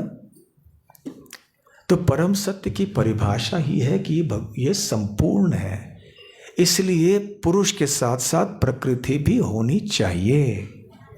यदि प्रकृति साथ में न हो तो फिर वो भगवान नहीं रहेंगे। जिस प्रकार से किरणों के बिना सूर्य नहीं रहेगा, तो इसलिए भगवान पुरुष भी हैं, स्त्री भी हैं, तो दोनों एक साथ मिलकर परम सत्य होते हैं। इसलिए यहाँ आज के श्लोक में क्या कहा गया? राधा कृष्ण एक आत्मा दुई देहधरी, एक आत्मानां वपि भुवि पूरी देह भेदम गतौ तौ। कविराज गोस्वामी ये भी कहते हैं कि एक आत्मा, परंतु उन्होंने अभी दो देह धारण किए, दो रूप धारण किए। इसलिए श्रीमती राधा रानी और श्री कृष्ण में कोई अंतर नहीं है। तो ऐसे कई उपासक हैं, जैसे वैदिक सभ्यता में हम देखते हैं बहुत सारे लोग वैष्णव होते हैं, बहुत सारे लोग शाक्त होते हैं। शाक्त अर्थात जो शक्ति की उपासना करते हैं, दुर्गा देवी, काली माता, चंडी इत्यादि। थोड़े गणपत्य होते हैं जो गणपति की पूजा करते हैं, थोड़े शौर्य होते हैं, सूर्य देव की उपासना करते हैं। ऐसे विविध प्रकार के उपासक पाए जाते हैं वैदिक सभ्यता में। तो खास करके कई लोग कहते हैं हम शाक्त हैं। शाक्त अर्थात हम केवल शक्ति की उपासना करते हैं, शक्ति ही परम है। आगे चल के हम देखेंगे राधा रानी और कृष्ण के संबंध में कि शक्ति प्रधान है, शक्तिमान से ज़्यादा शक्तिशाली है, परंतु अलग दृष्टि से। जिस भावना से वो लोग शाक्त लोग कहते हैं वैसे नहीं। यदि शक्ति है तो शक्ति का कोई उद्गम होना चाहिए ना। क्या हम किसी ऐसे शक्ति को जानते हैं जिसका उद्गम न हो, जिसका स्रोत न हो? जैसे हम अभी प्रकाश देख रहे हैं, तो ये प्रकाश आ रहा है या तो इस बल्ब से आ रहा है या बाहर से सूर्य की किरणें अंदर आ रही हैं। तो ये प्रकाश है, ये शक्ति है। तो इस प्रकाश के पीछे, शक्ति के पीछे कोई उद्गम है, कोई स्रोत है, बल्ब हो, सूर्य हो। तो जब शाक्त लोग हैं वो जो शक्ति को मानते हैं कि शक्ति ही परम है, परंतु ये प्रश्न पूछना चाहिए कि शक्ति का स्रोत क्या है? शक्तिमान होना चाहिए कोई शक्ति के पीछे। तो परम शक्ति श्रीमती राधा रानी है, परम शक्तिमान श्री कृष्ण है। तो हमने तो ये बताया था कि चाहे वो लक्ष्मी देवी हो, सीता देवी हो इत्यादि, वो सब श्रीमती राधा रानी से आती हैं। तो फिर दुर्गा देवी, काली देवी, चंडी देवी, तो ये जय माता दी इत्यादि, ये कौन है? कहाँ से आती हैं ये वास्तव में श्रीमती राधा रानी के आध्यात्मिक शक्तियों की छाया है। ब्रह्म संहिता में हम पढ़ते हैं ना, कौन सा श्लोक? छाएव यस्य भुवनानि बिभर्ति दुर्गा। तो दुर्गा देवी छाया है, छाया के विस्तार है वो। तो जो राधा रानी की शक्तियाँ जैसे योग माया आदि, उनकी छाया यहाँ पर दुर्गा देवी के रूप में प्रकट होती हैं। तो दुर्गा देवी भी प्रकृति हैं, वो भी माता हैं। संपूर्ण जगत के पिता श्री कृष्ण हैं, संपूर्ण जगत की माता श्रीमती राधा रानी हैं। तो श्री कृष्ण का प्रतिनिधित्व करते हुए इस भौतिक सृष्टि में शिव जी पिता बन जाते हैं और दुर्गा देवी श्रीमती राधा रानी का प्रतिनिधित्व करते हुए माता बन जाती हैं। इसलिए हम कहते हैं मदर नेचर, माता प्रकृति। तो जय माता दी ये क्या है? अंबिका, अम्बा, ये सब दुर्गा देवी के नाम है, इसका अर्थ है माता। तो परम माता, आदि माता श्रीमती राधा रानी है दार्शनिक दृष्टि से, तात्विक दृष्टि से। तो इसलिए जब हम वैष्णव दर्शन को, वैष्णव ज्ञान को भली भांति समझ लेते हैं तो सब कुछ स्पष्ट हो जाता है। एक बार जब मैं वृंदावन में था तो हमारे एक सन्यासी थे, हैं पुरुषत्रय महाराज, साउथ अमेरिका, दक्षिण अमेरिका के हैं। तो एक बार उन्होंने एक बहुत सुंदर परिभाषा दी थी वैष्णव शब्द का। वैष्णव कौन होता है? वैष्णव वो है जो जानता है कि कौन कौन है, बस। तो वैष्णव कौन है? जो जानता है कि कौन कौन है। इसका मतलब क्या है? कौन कौन है मतलब, हाँ ये वल्लभ निमाय प्रभु है, ये महाप्रभु कृपा प्रभु है, ये ऐसा इस तरह से, ये तो ठीक है। परंतु किस दृष्टि से कहा जा रहा है कि कौन कौन है? तत्व के दृष्टि से। कौन भगवान है, कौन भगवान नहीं है, राधा रानी कौन है, गोपियाँ कौन है, राजमहिषियाँ भगवान की कौन है, शिवजी कौन है, जीव कौन है, प्रकृति क्या है, दुर्गा देवी कौन है, शिवजी कौन है।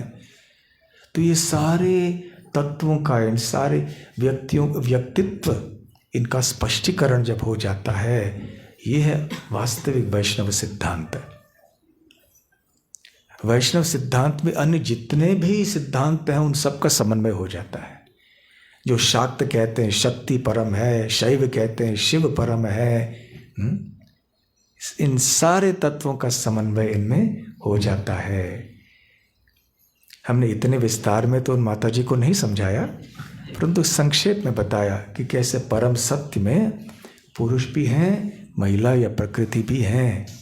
इसलिए संपूर्ण, तो मैंने देखा, कहिए, देखिए यहाँ पर राधा रानी भी हैं, तो ये मिलकर परम सत्य होते हैं। तो तब हो सकता है थोड़े शांत हो गए कि क्या महिला भी हैं।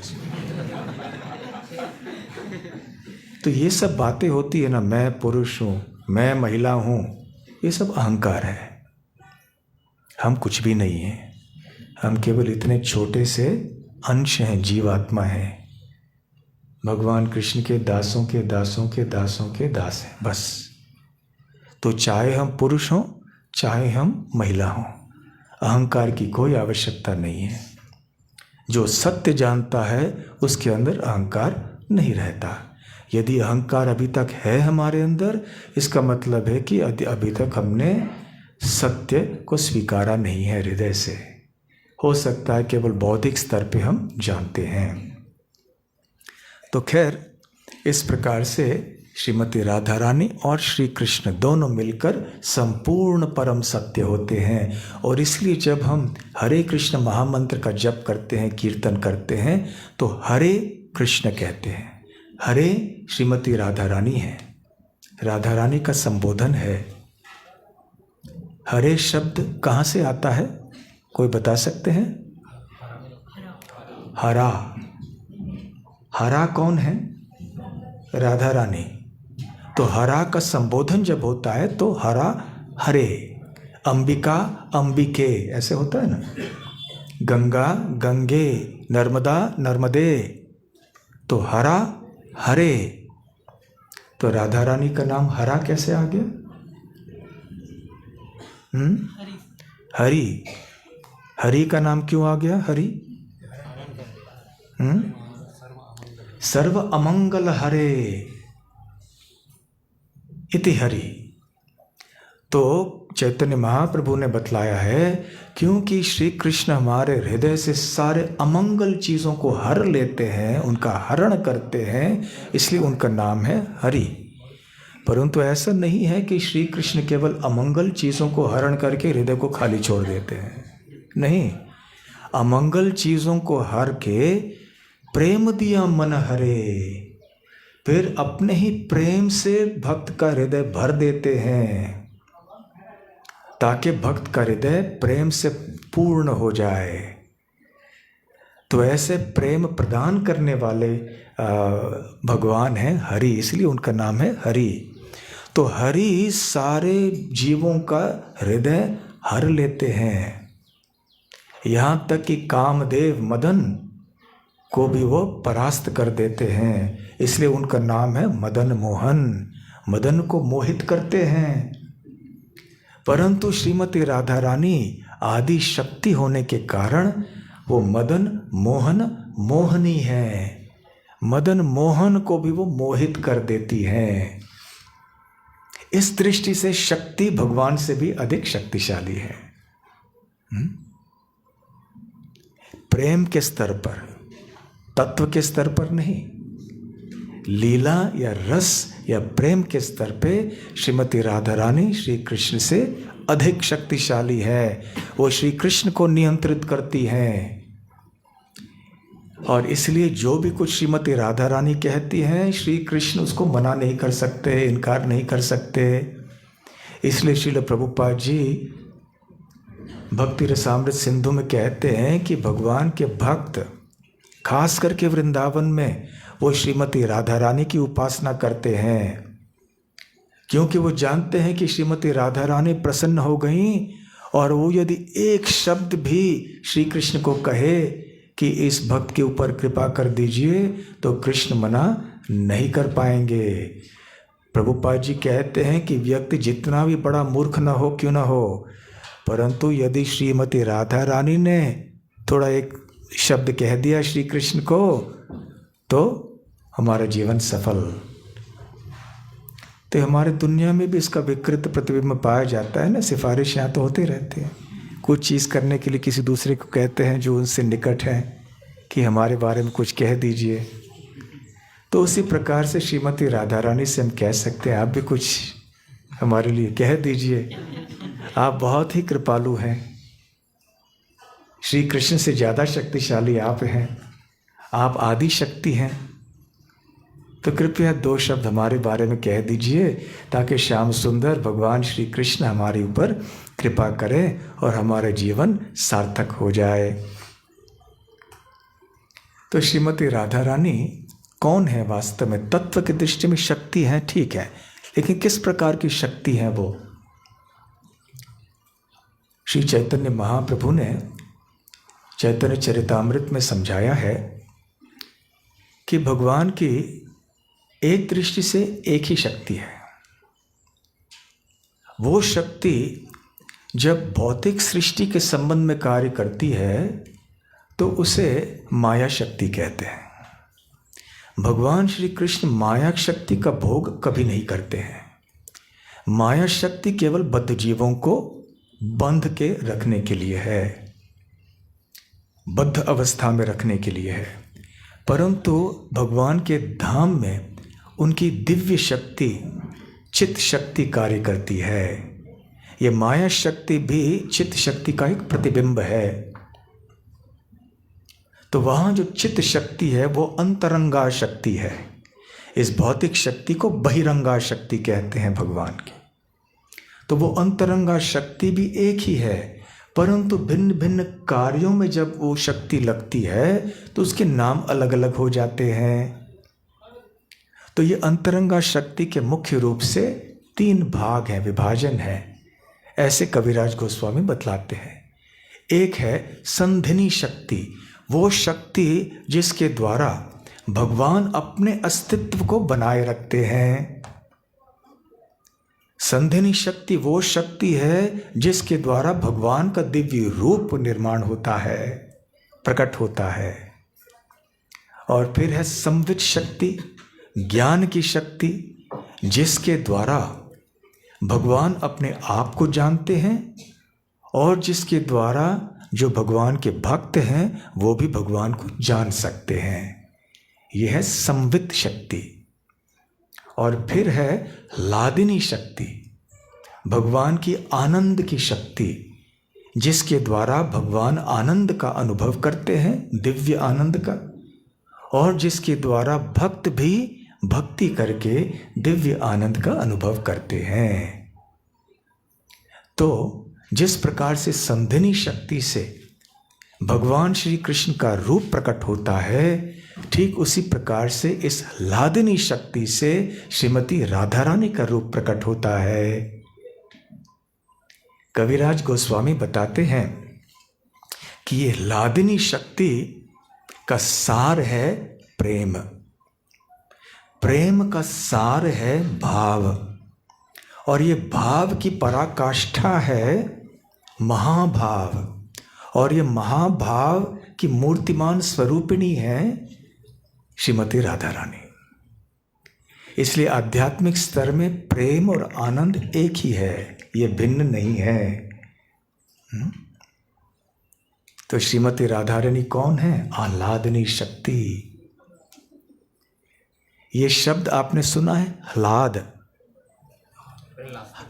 ह्लाद और आह्लाद और प्रह्लाद। ह्लाद शब्द का अर्थ है आनंद, और उसमें जब प्र जोड़ा जाता है, प्र अर्थात इस संबंध में अधिक, बहुत अधिक, तो प्रह्लाद, तो ये शब्द का अर्थ है जिसमें बहुत ज़्यादा हर्ष और आनंद है, प्रह्लाद। या ह्लाद के सामने आ जोड़ा जाता है तो भी वही अर्थ होता है, आह्लाद। जैसे ये शब्द नंद है, नंद सुना है आपने, नंद महाराज, तो नंद शब्द का अर्थ क्या है? वही, उसके सामने नंद का अर्थ भी है हर्ष, उसके सामने आ जोड़ दीजिए, आनंद। तो ये आनंद जैसे हो जाता है, नंद और आनंद अधिक मात्रा में जब नंद है तो आनंद। नंद से शब्द होता है, जैसे नंदन कहते हैं, नंदिनी कहते हैं, देवकी नंदन, वृषभानु नंदिनी, तो पुरुष ये पुल्लिंग है नंदन। देवकी को आनंद प्रदान करने वाले कृष्ण, वृषभानु महाराज की पुत्री हैं राधा रानी, इसलिए वृषभानु नंदिनी, वृषभानु महाराज को आनंद प्रदान करने वाली, तो वृषभानु नंदिनी, तो आनंद, आनंदिनी राधा। तो वैसे आनंद है, वैसे आह्लाद है, तो आह्लादनी शक्ति, लादिनी शक्ति। तो श्रीमती राधा रानी ये लादिनी शक्ति की मूर्तिमान स्वरूपिणी है। तो हम समझ सकते हैं कि जैसे हम ये कभी दूध गरम करते हैं, गरम करते करते वो गाढ़ा होते जाता है, फिर उससे बहुत सी चीज़ें बनती हैं, गाढ़ा गाढ़ा गाढ़ा हो जाता है, खोया आदि बहुत कुछ बन जाता है।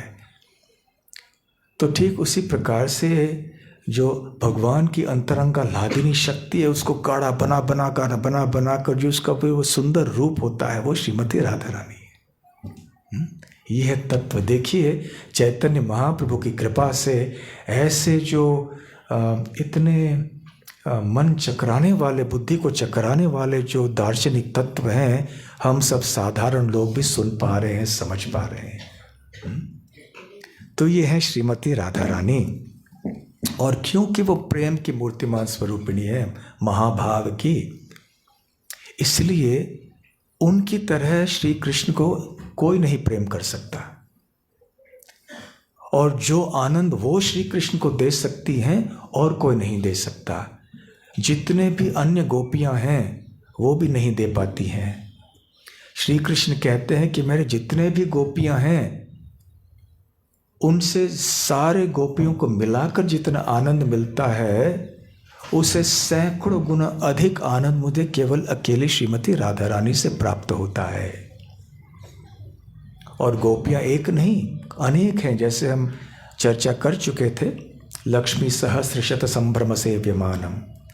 स्कंद पुराण में बताया गया है कि लाखों लाखों गोपियों में से 16,000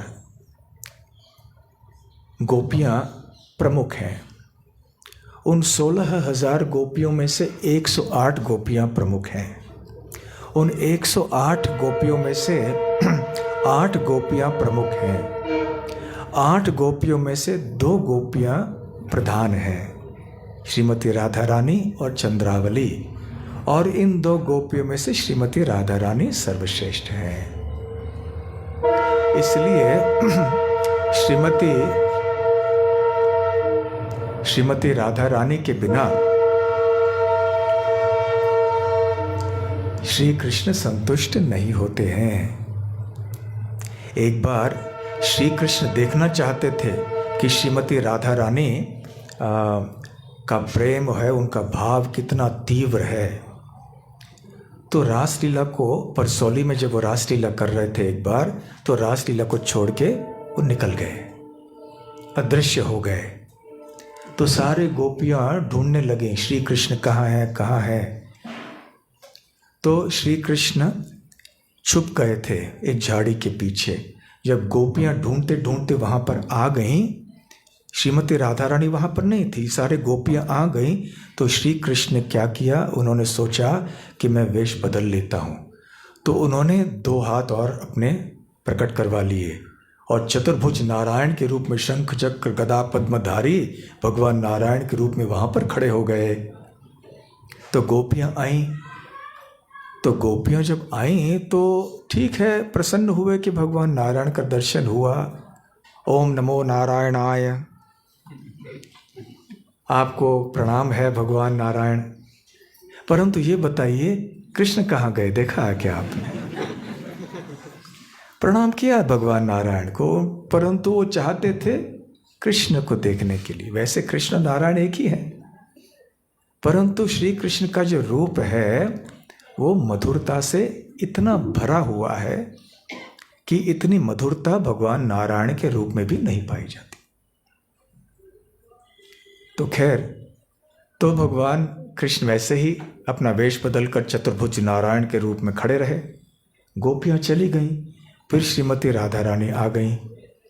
वहाँ पे जब आई श्रीमती राधा रानी, तो श्रीमती राधा रानी को देखकर, उनके भाव को देखकर, वो 2 अधिक जो उनके हाथ थे वो पिघल गए, निकल गए। और श्री कृष्ण बाध्य होकर अपने द्विभुज बांसुरी बजाने वाले स्वरूप में प्रकट हो गए राधा रानी के सामने। और कृष्ण देखने लग गए कि एन रे, अरे ये क्या हो गया, मैंने नारायण स्वरूप धारण कर लिया था और ये अचानक फिर से मेरे मूल रूप में कैसे आ गया मैं। तो उन्होंने देखा कि श्रीमती राधा रानी की शक्ति क्या है, उनका कृष्ण प्रेम कितना तीव्र है। तो जिस स्थान में ये लीला हुई थी गोवर्धन के पास, उस स्थान का नाम क्या है, कोई जानते हैं? पैठ। पैठ, पैठ मतलब अंदर जाना, क्योंकि ये 2 हाथ जो अधिक थे वो अंदर चले गए उनके शरीर के, इसलिए पैठ। गोवर्धन की बड़ी परिक्रमा में ये पैठ पड़ता है। तो खैर, ऐसे भगवान की लीलाएं हैं श्रीमती राधा रानी के साथ। इससे हम समझ सकते हैं वो कितनी महान हैं। उनका आविर्भाव, उनका प्राकट्य रावल में हुआ था। आप में से जो ब्रजमंडल परिक्रमा में गए हैं, अवश्य आप सब रावल गए होंगे। तो वह ये कि राजा वृषभानु, जो नंद महाराज के बहुत घनिष्ठ मित्र थे, वो एक बार यमुना में गए थे स्नान करने के लिए। तो अचानक उन्होंने एक अद्भुत दृश्य देखा। वो क्या दृश्य था कि एक बहुत ही प्रकाशमान कमल पुष्प तैर रहा है जल के ऊपर। और उस जल के उस पुष्प के पास जब गए वृषभानु महाराज, तो और भी आश्चर्यचकित हो गए, क्योंकि उस प्रकाशमान अद्भुत कमल के भीतर पंखुड़ियों में एक छोटी सी बच्ची थी, जो भी बहुत प्रकाशमान थी। पिघले हुए सोने का रंग था उस बच्ची का। तो आश्चर्यचकित हो गए वृषभानु महाराज। और उसी क्षण सृष्टिकर्ता ब्रह्मा जी भी प्रकट हो गए। और ब्रह्मा जी ने कहा कि हे राजा वृषभानु, आप और आपकी पत्नी कीर्तिदा देवी, पिछले जन्म में आपने बहुत तपस्या की थी और आप भगवान के संगिनी को आपके पुत्री के रूप में चाह रहे थे। इसलिए आज ये जो बच्ची है, ये जान लीजिए कि भगवान विष्णु की संगिनी है। और इनका अच्छी तरह से आप ख्याल रखिए। तो ब्रह्मा जी ने उस बच्ची को उठाया और ऋषभानु महाराज के हाथ में दे दिया और ब्रह्मा जी अदृश्य हो गए। अब इस बच्ची को देखा, वो बच्ची का सौंदर्य तो अतुलनीय था, अवर्णनीय था। तो उस बड़े आनंद से, आह्लाद, दिव्य आनंद से इस बच्ची को पकड़ के वृषभानु महाराज घर में चले गए। अपने पत्नी कीर्तिदा देवी को बताया, देखो देखो बच्चा प्राप्त हुआ, बच्ची प्राप्त हो गई। तो उस समय सब लोग बहुत ही आकर्षित हो गए, बहुत प्रसन्न हो गए और सोच रहे थे कि अभी हमें खुशियां मनानी चाहिए, जन्मदिन आदि सब मनाना चाहिए। परंतु शीघ्र ही उन्हें कुछ पता चला। क्या पता चला? कि ये बच्ची आंखें नहीं खोल रही है, देख नहीं पा रही है और बच्ची के मुख से आवाज़ नहीं निकल रही है। तो सब लोग सोचने लगे, विशेष रूप से वृषभानु महाराज और कीर्तिदा देवी, कि ये बच्ची तो इतनी सुंदर है पर भी अंधी है, गूंगी है। अरे रे रे रे, कितना दुर्भाग्य है। तो वो सोच रहे थे कि ऐसे उत्सव को मनाएं न मनाएं, सबको बताएं न बताएं। उधर कौन आ जाते हैं? नारद मुनि। और कौन आएगा?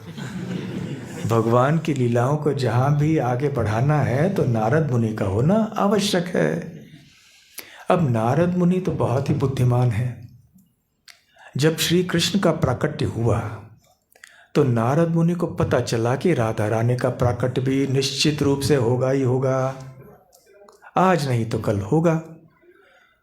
तो जब थोड़ा समय बीत गया श्री कृष्ण के आविर्भाव के बाद, तो नारद मुनि सारे व्रजमंडल में घर घर घूम के पूछ रहे थे कि आपके घर में कोई किसी बच्ची का जन्म हुआ है क्या?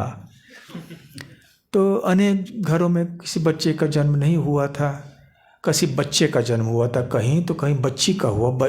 लड़की का जन्म हो जाके उन्होंने देखा तो उनको दिव्य आनंद का अनुभव नहीं हुआ। नहीं, ये राधा रानी नहीं है।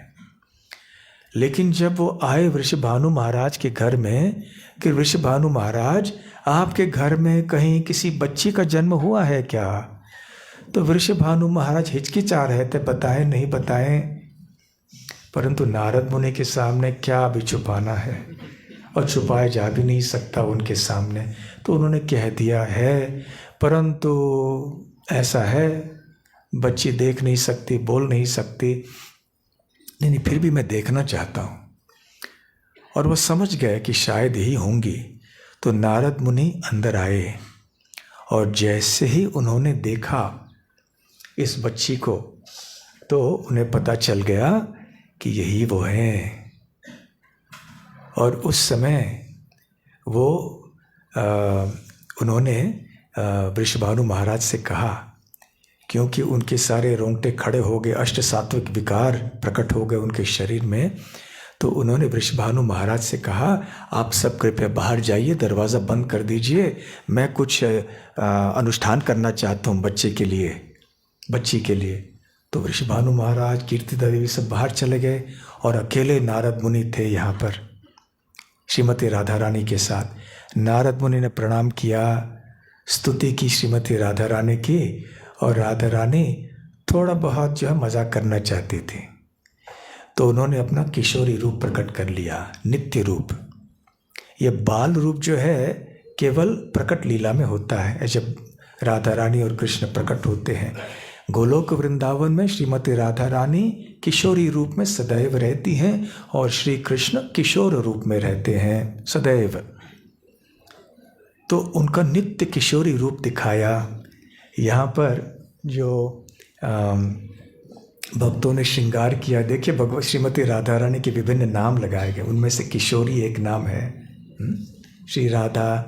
तो भक्तों ने बहुत सुंदर सजावट की है। तो अपना किशोरी रूप जब दर्शाया श्री नारद मुनि को, तो नारद मुनि तो बेहोश होकर गिर पड़े। और फिर श्रीमती राधा रानी ने हल्के से स्पर्श किया नारद जी को और उनको फिर से होश में ले आईं। और नारद मुनि अवाक रह गए, कुछ बोल नहीं पाए, बस ऐसे ही देखते रह गए। और श्रीमती राधा रानी मुस्कुराई। अच्छा मजाक किया ना तुम्हारे साथ। अभी नारद मुनि की ये हालत हो गई, कुछ बोल नहीं सकते, कुछ कह नहीं सकते, बस ऐसे ही ऐसे स्तब्ध हो गए थे दिव्य आनंद के कारण। और फिर वो बाहर आ गए, निकल गए बाहर। और ऋषभानु महाराज, नारद जी कुछ बोलने के लिए क्षमता नहीं है, कहने की क्षमता नहीं है, ऐसे बस ऐसे चले गए, निकल गए मस्त होकर अपने विचारों में। तो नारद मुनि ने इतना कह दिया था कि अवश्य आपको उत्सव मनाना चाहिए, अनुष्ठान अवश्य मनाइए। तो फिर सारे ब्रजवासियों को निमंत्रण दिया और वृषभानु महाराज ने अवश्य अपने मित्र नंद महाराज और उनके परिवार को भी आमंत्रित किया। तो यशोदा मैया भी आई उनके साथ में। उस समय श्री कृष्ण की आयु लगभग 1 साल थी, 1 साल से थोड़े अधिक, 1 साल 15 दिन लगभग। तो उस दिन आए, श्री कृष्ण भी आए। तो जब बड़े लोग सब बात कर रहे थे तो बाल कृष्ण यहाँ अपने घुटनों पर चलते चलते श्रीमती राधा रानी के कमरे में प्रवेश कर गए। उस समय कोई नहीं था वहाँ पर। तो श्रीमती राधा रानी को एक पालने में रखा हुआ था। तो श्री कृष्ण ने उस पालने को हाथ से अपने कर कमलों से पकड़ा, उसका आधार लेके खड़े हो गए बड़े कठिनाई से। और कठिनाई से खड़े होकर फिर देखने लगे कि ये कौन है ये बच्ची। तो जब श्री कृष्ण श्रीमती राधा रानी के पास में आए तो उनके दिव्य शरीर का सौरभ जो है, सौरभ अर्थात सुगंध, श्रीमती राधा रानी के नसिकाओं से अंदर गया और उनको पता चला कि जिनके लिए मैं यहाँ पे प्रकट हुई थी और जिनके बिना, जिनको न देखे मैं आंखें खोलना नहीं चाहती थी, वो अब मेरे सामने आ गए हैं। तो उन्होंने अपनी आंखें खोल दी और देखा भी श्री कृष्ण को। और श्री कृष्ण ने श्रीमती राधा रानी का स्पर्श किया और फिर वो तब तक राधा रानी रोने लगी। तो सारे वहाँ पर चल भाग के आ रहे, ये लड़की रो रही है, गूंगी नहीं है, रो रही है। और देखा जाके कि वह आंखें भी खुली हुई हैं। तो वृषभानु महाराज, कीर्तिदा देवी और सारे ब्रजवासियों को बहुत आनंद आया कि वैसे भी ये बच्ची इतनी सुंदर है, इतनी दिव्य है और साथ साथ ठीक से देख भी सकती है, बोल भी सकती है। फिर बड़े धूमधाम से वहाँ पर बहुत बड़ा उत्सव मनाया गया। वैसे श्रीमती राधा रानी के आविर्भाव के संबंध में बहुत सी कथाएं हैं विभिन्न शास्त्रों में। जो सबसे प्रचलित कथा है वो आपको आज हमने सुनाई। तो आज श्रीमती राधा रानी का आविर्भाव दिन होने के कारण हमें उनके चरण कमलों में प्रार्थना करनी चाहिए। किस तरह की प्रार्थना? कि कृपया, आप बहुत कोमल हृदय की हैं, श्री कृष्ण थोड़े कठोर हैं। क्यों कठोर हैं? सर्वधर्मान परित्यज्य माम एकम शरणागति, नियम का पालन करो, ये करो, तपस्या करो, ये करो। लेकिन आप बहुत कृपालु हैं, तो आप कृपा कर दीजिए। मूर्ख हैं, तपस्या नहीं कर सकते हैं, साधन भजन ठीक से नहीं होता, नींद आती है, दुर्गुण बहुत सारे हैं। आप कृपा कर दीजिए हमारे ऊपर और 2 शब्द हमारे लिए कुछ बोल दीजिए, गोकुल आनंद से आप बोल दीजिए, ताकि गोकुल का आनंद हमारे हृदय में भी प्रकट हो जाए। तो राधा रानी अवश्य हमारी बात को मानेंगी। और हम जब जप करते हैं, कीर्तन करते हैं, तो महामंत्र बोलते समय अवश्य हमें याद रखना चाहिए कि हरे कौन है। हरे का संबोधन श्रीमती राधा रानी का है। श्रीमती राधा रानी की जय। श्री राधाष्टमी महोत्सव की जय। गौर प्रेमानंदे हरि हरि बोल।